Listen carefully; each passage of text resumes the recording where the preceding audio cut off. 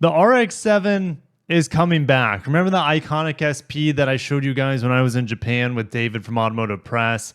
That vehicle blew us away. The overall design, the return of the rotary engine. Now things are starting to solidify. We're getting information out of Japan, a very reputable source, which is Best Car, showing us what they're now seeing through patents. But we've already seen these patents before. I think this is just a double confirmation of the type of technology that we're going to see in the iconic SP in production form. And will it be called the RX-7? I sure hope so. So let's get into it. If you guys are excited for the rotary engine, anything Mazda sports car, smash a like button, whether it's the Miata or the old RX-7s, but the iconic SP alone deserves a like button smash. It is absolutely gorgeous, and Mazda wants to not waste it and put it into production. And what Best Car is doing here is taking that concept we had in October and putting some more production tidbits on it. All right, first things first, they put some nice big black wheels on here, red calipers, but I love this side garnish. It kind of reminds me of the last generation RX-8 that kind of had that side piece on the front fender as well. I like how it says Mazda right here. And this kind of fits in with the CX-90 and the CX-70 side garnish, which will say plug-in hybrid or inline six. So really happy with that if they put that in the front of the fender. Looking at the back here, they're keeping the taillights. Of course, they're going to remove the illuminated rear Mazda badge. It's very unlikely, but they're keeping with the type. It's not the Mazda logo on the back. Let me know if you guys would prefer the Mazda logo. I think I would instead of having Mazda typed out here. I hope they put in the Mazda logo. The exhaust, well, there wasn't any on the iconic SP. And you got to remember, and this is going to have to, you got to remember this as we go forward. The iconic SP is a result of the Japan Mobility Show, meaning all the vehicles there, besides a few of them anyways, but the vast majority of concepts shown there were focusing on 2030 and beyond. All right. So this sort of vehicle could be a solid state battery vehicle. I know there they said it's a plug-in hybrid or extended range rotary, which we'll talk about more in the powertrains here in a little bit. That's not what we're going to see here. In fact, you see the exhaust. Best Car also putting in a door handle inside of the window frame area as well. Looking at the front of the vehicle, comparing the two, they don't know for sure if the headlights are going to be pop-up like the concept was.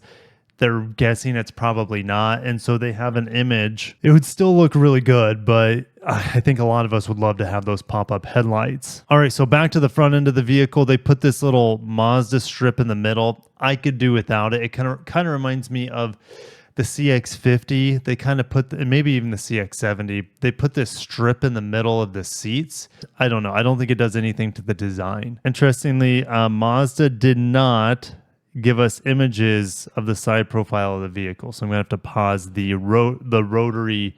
Isn't that funny? It was on a turntable, which is kind of like the rotary engine. Anyways, I don't know if that was on purpose or not, but they said that this vehicle, the iconic SP, is shorter than the RX-7, or the last generation of RX-7. All right, so what else have they done here? Well, the door design, this is going to be more of a traditional door. The doors aren't going to slide up like a Lamborghini, all right? So we'll see traditional doors here, and that means the door hinge is going to be more vertical than it is this aggressive angle here. And in fact, I don't know, like this angle forward here, it's unique. I don't think it adds to the look of the car, though. I think I like this traditional line going down. They're trying to keep the canopy lines just about the same. The fender is the same. And yeah, it looks pretty much identical to the concept. And I think that's a good thing.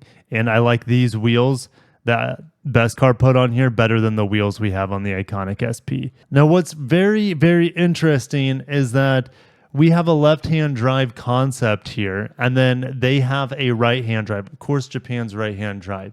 So they've made some adjustments here. I mean, look at all these physical buttons. Mazda doesn't have this many physical buttons. This looks like a German car from the 2000s, so it's not going to look like this interior on either of them, in my opinion. But they replace a lot of these switches, these drive switches here for a traditional like knob shifter or nub shifter over here, kind of like a Prius, for example. So I did translate the entire article through Google Translate. However, the only thing to take away here, and then I'll add on it, is that it looks like there was another patent that lines up with the patents that we have in the United States. It looks like it was just issued in Japan, where it was issued here as early as 2020.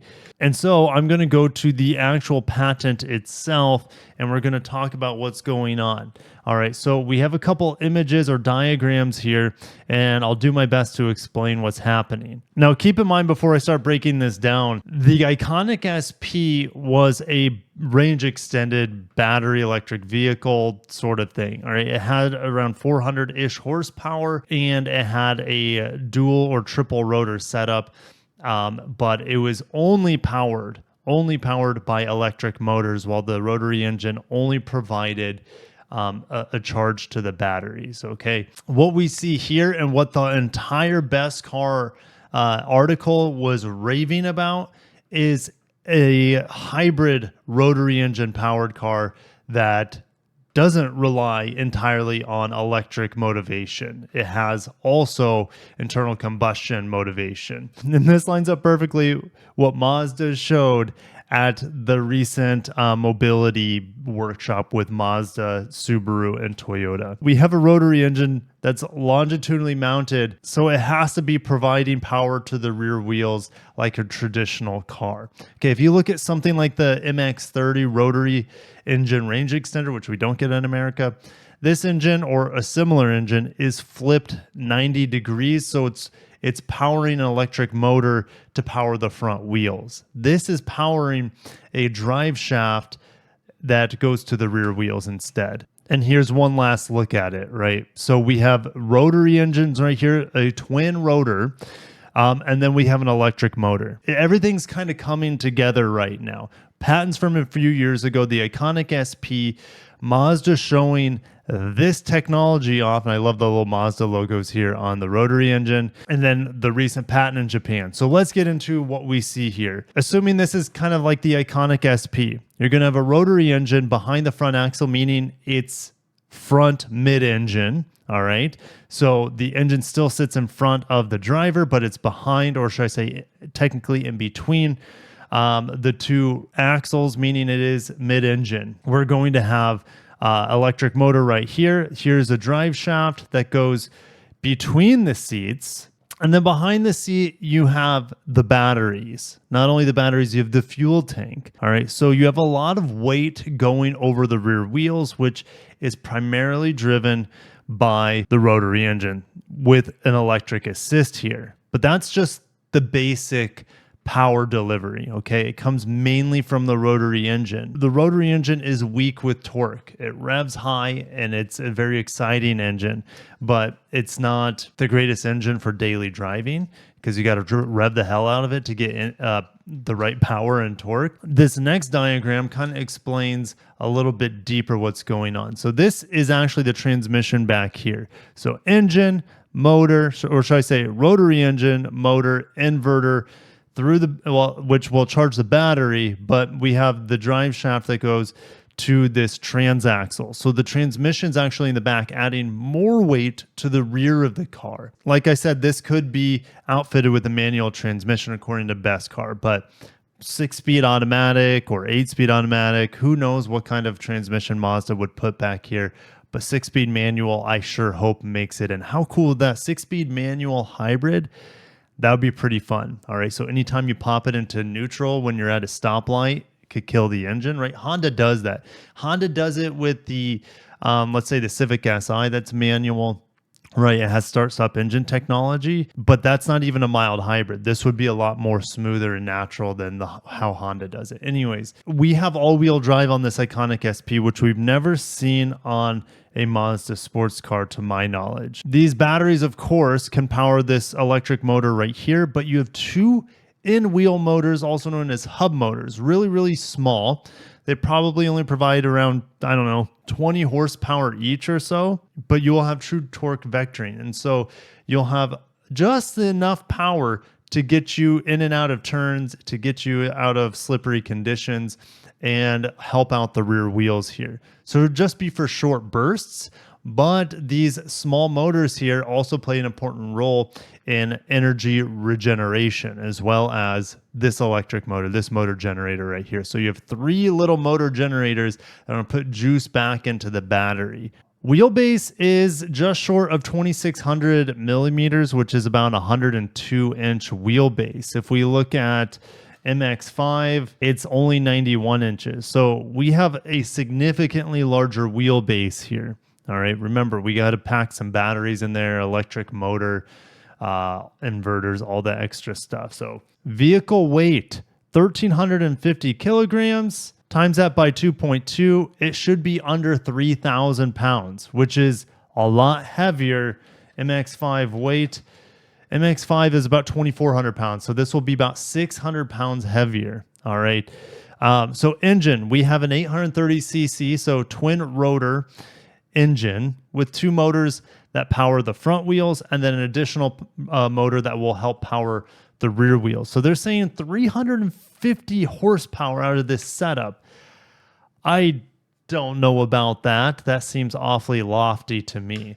I'm thinking about 250 horsepower. That's what I'm expecting. Now, are they going to turbocharge this rotor? If they turbocharge it, that changes everything. But I would assume they are for emissions reasons. So I just don't have enough information, but they say 350.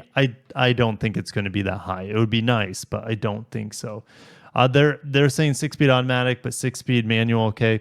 Again, any transmission they could put in there. I'm not quite sure. We just don't know yet. Appearance time 2026 at the earliest. An expected price. So starting at $40,000. Well, there's no way that would happen. But if we build an MX-5 here, if we top one out, let's say, and I'm not going to do the RF, but if we do like a club with the BBS Recaro package, let's go ahead and put that on there. It comes out to be about $40,000. So I guess where the MX-5 tops out, the Iconic SP could start, but I think there would be a bigger price gap between the two. I would say at minimum the RX-7 Iconic SP, whatever they're going to call it, the minimum would be $45,000 would be my guess. Let me know what you guys would want for price on this. Obviously, the lower the better. So the RX-7 coming back from the dead seems to be almost a lock at this point, which is awesome because we're having a huge revival of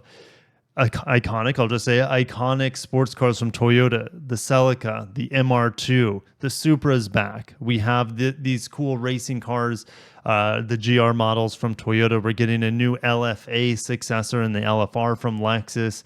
So we got a lot of cool things coming out of the Toyota camp.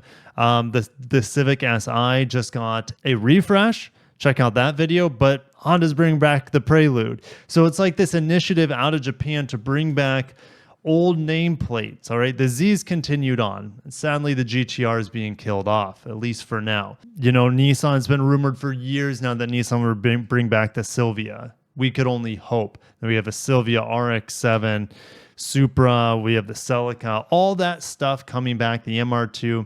We're living in good times right now, and Japan doesn't want to lose sight of the greatness that they had in the 80s and 90s with sports cars. And if fully electric ever does happen, they're going to give it their best shot to have some really amazing internal combustion powered cars before it's all said and done.